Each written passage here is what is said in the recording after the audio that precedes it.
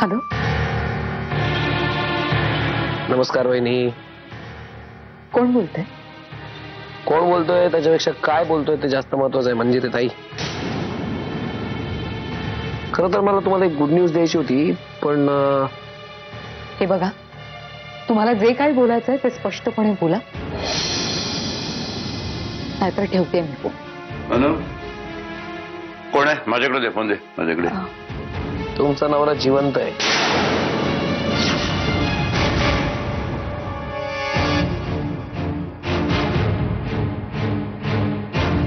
काय? तुम्ही?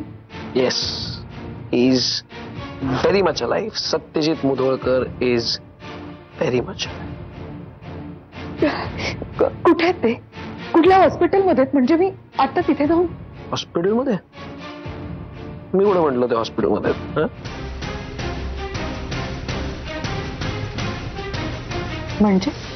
म्हणजे कोल्हापूरच्या बाहेर एका मित्राच्या बंगल्यावर मजा मारतोय तुमचा नवरा.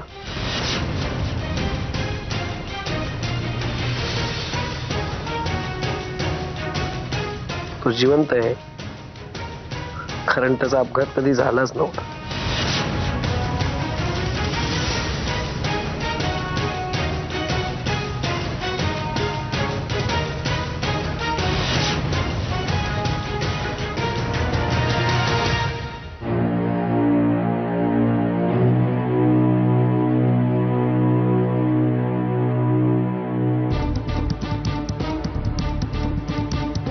मारी शरण में दामड़े बाबा, मेरे बाबा दामड़े बाबा, नैन तुम्हारे दर्पण मेरा, चरण तुम्हारे मन अर्पण मेरा, अब तो दर्शन दे दो बाबा, अब तो दर्शन दे दो बाबा,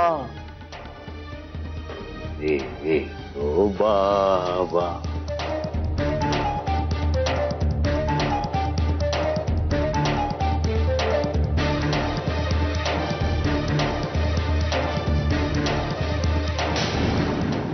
मी सकाळी 7 वाजता पोहोचतोय रत्नागिरीला.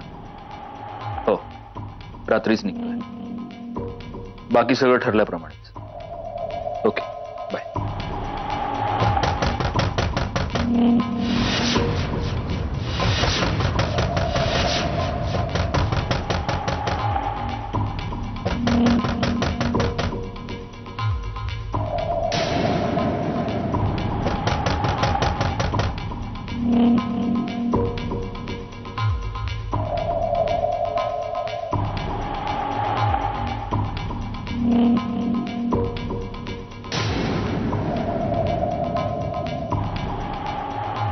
सत्यजित, तू सुखरूप आहेस. माझा विश्वास होता तुला काही होणार नाही. तू आणि माझा विश्वास इतका तकलादू असूच शकत नाही. मला माहित होतं तुला काहीही झालेलं नाही, पण मग का केलंस तू हे सगळं? सत्यजित, जगासाठी नाटक केलंस ठीक आहे, पण मला तरी विश्वासात घ्यायचं होतं. सांग ना, का केलंस तू हे? मावशी, माझं आणि सत्यजितचं बोलणं झालंय. त्याचा सगळा प्लॅन रेडी. तो उद्या परत इथे येईल. उद्या रत्नागिरीच्या एका प्रायव्हेट हॉस्पिटलमधून आपल्याला फोन येईल. सत्यजित तिथेच ऍडमिट झालेला असेल आणि त्यानंतर मी वहिनींना घेऊन तिकडे जाईन आणि उद्या संध्याकाळपर्यंत फक्त सत्यजित नाही तर वहिनी आणि शुभ्रा सुद्धा इथे तुझ्या घरी परत आलेले असतील. साखर पडू तुझ्या तोंडात.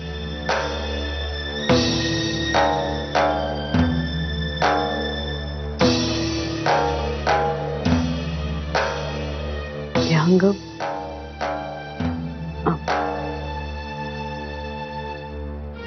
म्हणजे मला ना खूप अपराधी असल्याचं वाटतंय. असं वाटतंय की आपल्याच माणसांच्या भावनांशी खेळतोय आपण. मावशी, पण यातून जे साध्य होतंय ते किती छान आणि मोलाचं आहे.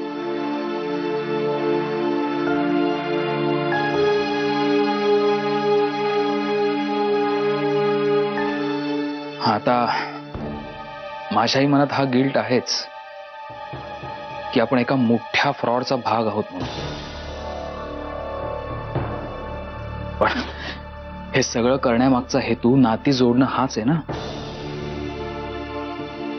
वहिनी घरी परत येतील, शुभ्रा येईल, सत्यजित आणि वहिनींचा नॉर्मल संसार सुरू होईल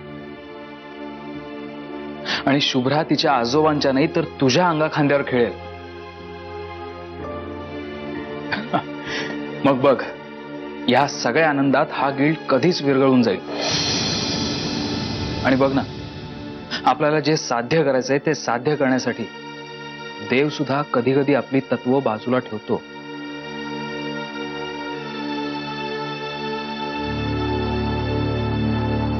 विहंग ते गोष्टीतले देव आहेत. आपण जिवंत माणसं आहोत.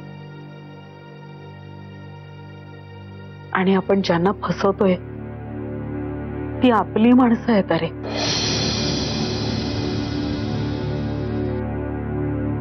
आणि ज्यांच्या आयुष्यात सुख येणार आहे ती सुद्धा आपलीच माणसं आहेत ना.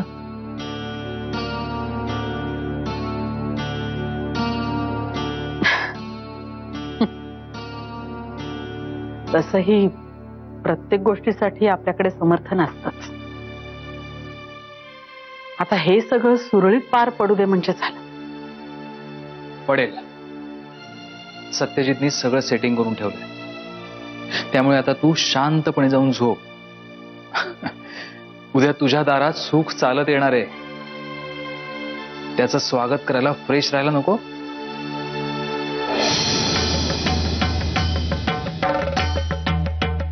मंजिरी,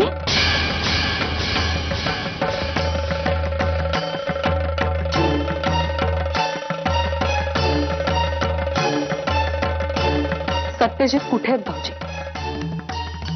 कुठे म्हणजे तुम्हाला पोलीस स्टेशन मधून काही फोन आला होता? काही माहिती कळली?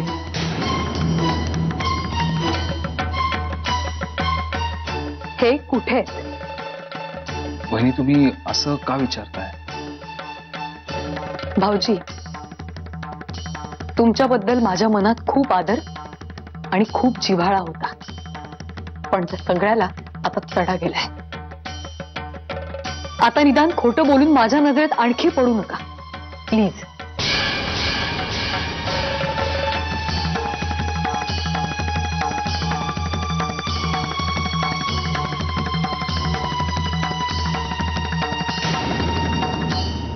तू अजूनही मला हे सांगत नाहीयेस प्रिया.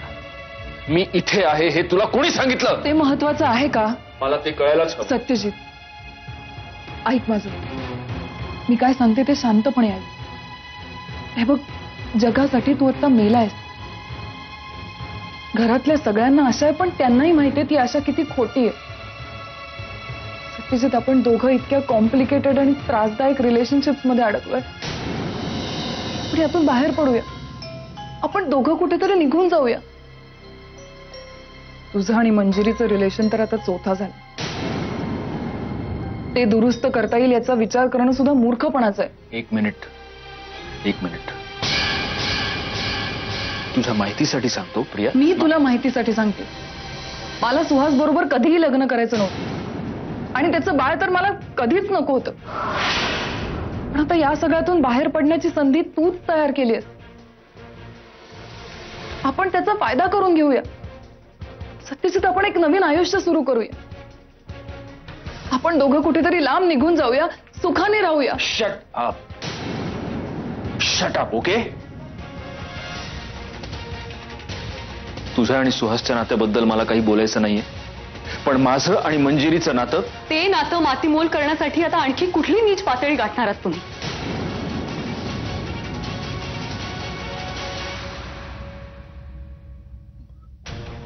मंजिरी, तुमच्याकडे बोलण्यासारखं काही उरलंय असं वाटतंय तुम्हाला? कमालच आहे मग तुमची. माझ्या आईचं मरण सुद्धा मी माफ केलं असतं सत्यजित, पण तुम्ही हा जो नीचपणा केलात ना, त्याला माझ्याकडून कधीच माफी नाही मिळणार. मंजिरी, मी हे सगळं खेळणं वाटते ना मी तुम्हाला? तुम्हाला वाटेल तेव्हा वाटेल तसं तुम्ही खेळू शकता. एक मिनिट ऐकून घेशील का माझा? स्वतःवर आवाज चढवण्याचा हक्क तुम्ही केव्हाच गमावलात सत्यजित. पुन्हा जर माझं नाव घेतलं ना तर याद राखा, तुमचं पाप पकडलं गेल्यावरही तुम्ही हाच कांगावा करत राहिला की तुमच्या हातून घडली ती फक्त चूक होती. हिच्याबद्दल तुमच्या मनात तसं काही नाहीये, पण हिच्याच बरोबर मिळून तुम्ही इतकं मोठं कारस्थान रचलत सत्यजित. मंजिरी, तू समजतेस तसं काही नाहीये. अगं प्रियाला सुद्धा नव्हता माहिती या सगळ्या प्लॅन बद्दल. हा माझा प्लॅन होता. प्रिया, तू तरी सांग ना हिला आता. मंजिरी, सत्यजित प्रिया, ऐका, प्रिया, प्रिया. ते हे तमाशे बघण्यापेक्षा मला मरण आलेलं जास्त बरं आहे. मंजिरी, मंजिरी प्लीज थांब. म्हणजे सत्यजित, प्रिया, ऐका, प्रिया.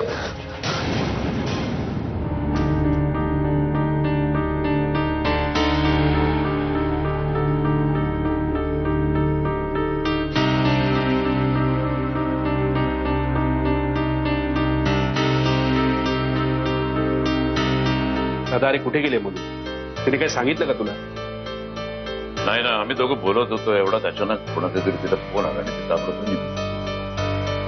फोन आला होता, पण कोणाचा? का माहित नाही, पण सत्यजित बद्दलच काहीतरी असावं आणि ती घाईघाईने कारभारी पडली. कुठे गेली असेल ती? दादा, तू तिला काही विचारलंस का कुठे जाते काय? अरे विचारायला वेळ कुठे दिला तिने? सत्यजित रावांबद्दल फोन आला तो म्हणजे दादा, सत्यजित राव कुठे आहेत याबद्दल काय माहिती मिळाली असेल? आणि काहीच माहित नाही मला. दादा, मी विहंग रावांना फोन लावतो, त्यांना नक्की माहिती असेल काय घडलंय ते. मनू, म्हणून बेटा कुठे गेली होतीस तू? अगं आम्ही किती काळजीत पडलो होतो. अगं, आणि कोणाचा फोन आला होता? निदान सांगून जायचंस ना कुठे जातेस ते. मला सांग ना काय झालं? मला घटस्फोट हवाय.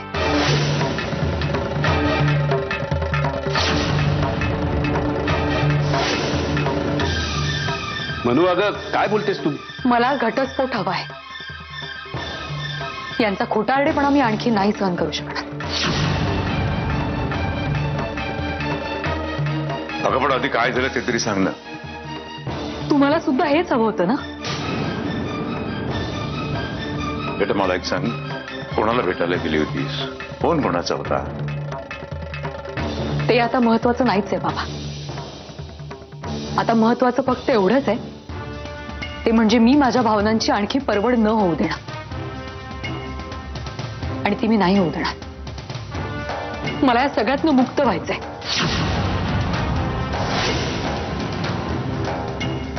मला घटस्फोट हवाय.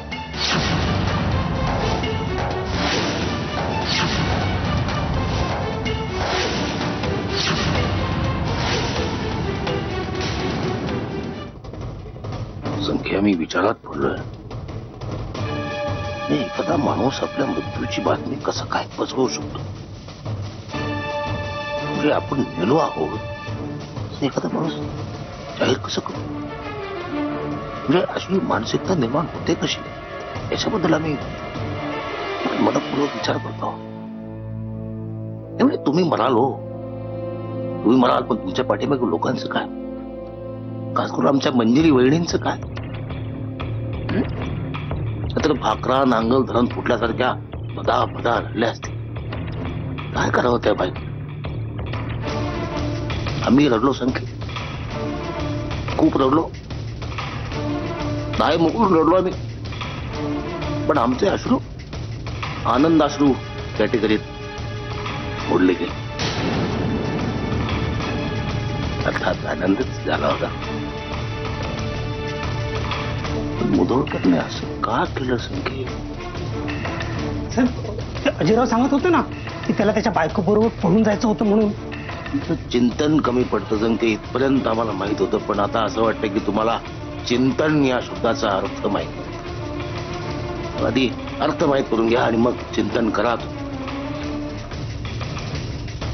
कुणाच्या बोलण्यावर विश्वास ठेवायचा आणि कुणाच्या बोलण्यावर नाही, एवढं जर तुम्हाला कळत नसेल तर स्वतःच्या केसांनी गळफास लावून आत्महत्या करा. मना तिकडे खपा. आमच्या सेवेतून तुम्हाला बडतर्फ करतो आम्ही. एका बाईसाठी मुधोळकर असं करेल असा मला अजिबात वाटत नाही. बरोबर हुशार माणूस आहे हो. एका बाईसाठी तो असं नाही करू शकणार. काहीतरी मोठं कारण आहे. काहीतरी मोठा गेम आहे संख्ये. शोधा संख्ये शोधा. काय गेम आहे ते शोधा.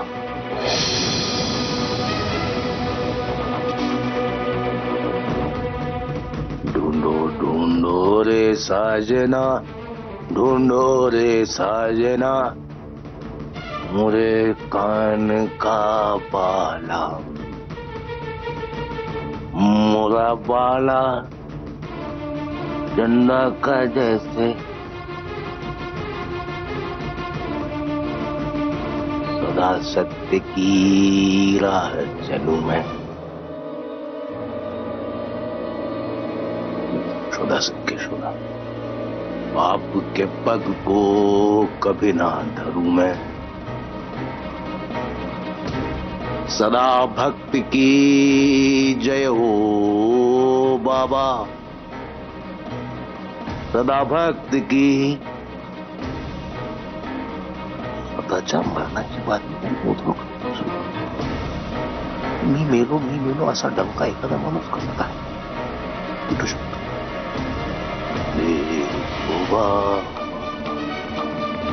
तुम्हारी शरण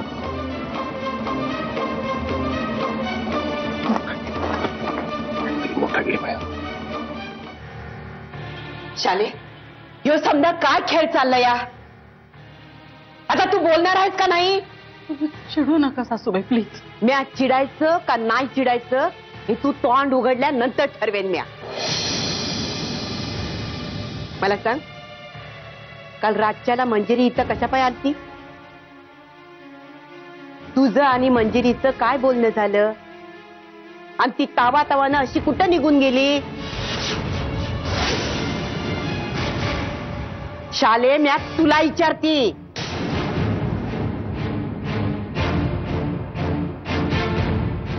सासूबाई, आमच्या हातून चूक झाली.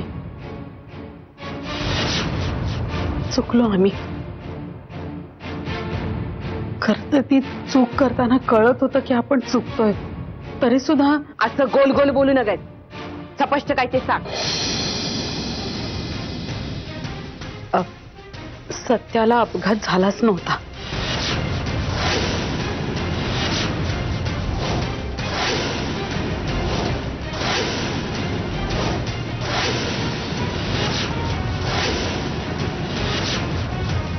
काय वहिनी, एवढं मोठं खोट? अहो, मंजिरीचं प्रेम परत मिळवण्यासाठी त्यांनी हे सगळं केलं. आणि हे करताना त्यांनी मला विश्वासात घेतलं होतं. विहंगलाही माहिती होतं. आमच्या जीवाशी मात्र खेळ केलाय. सासूबाई, तुम्ही समजताय तसं? जसं झालं या तसंच समजते म्या. इतके दिवस वाटत होतं तू हळव्या मनाची आहेस, पण नाही, तू तर ढालगच निघालीस.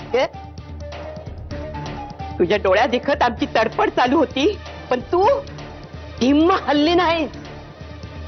ती चारू अन्न पाणी सोडलं तिनं. मंजुषा रडून रडून अर्धमेली झाली. नेत्र आणि गौरा आपल्या बाळाची काळजी करण्यापरीस दरवाजाकडे डोळं लावून बसल्या ती. पण तुझ्यात काही फरक पडत नाही ग. सासूबाई, तसं नाही हो. मी मान्य करते माझा दोष आहेच. आईचा यात काय बी दोष नाही.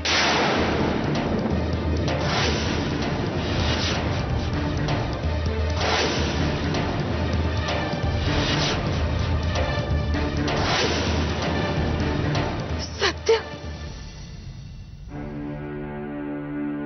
सत्य, सत्य, हे काय केलंस रे तू? अरे स्वतःबद्दल अशी अफवा कोणी पसरवतं का? तू तुला काय झालं असतं ना तर माझा जीवच गेला असता. आत्ते, मला माफ कर आत्ते, मला माफ कर.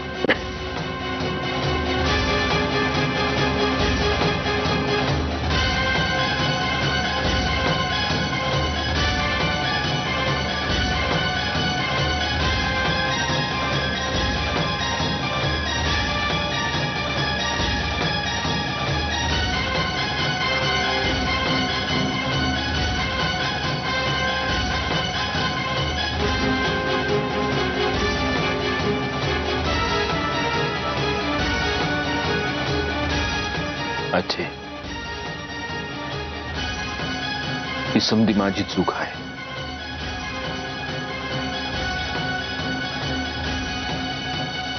पण मी हे सगळं का केलं ते शांतपणे ऐकून घे, समजून घे, आणि जमलं तर मला माफ